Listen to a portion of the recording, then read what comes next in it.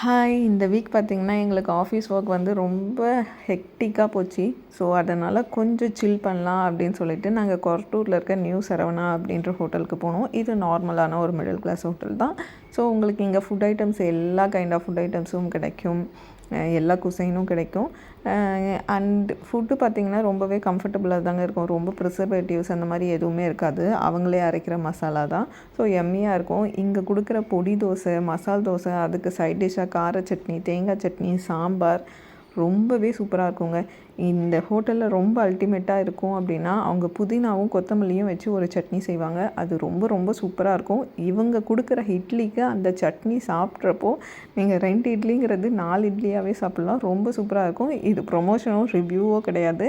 நான் இந்த கடையில் நிறைய வாட்டி சாப்பிட்ருக்கேன். அண்ட் இங்கே தான் போய் சாப்பிடுவோம். அண்ட் பொடி தோசையும் ரொம்ப எம்மியாக இருந்தது.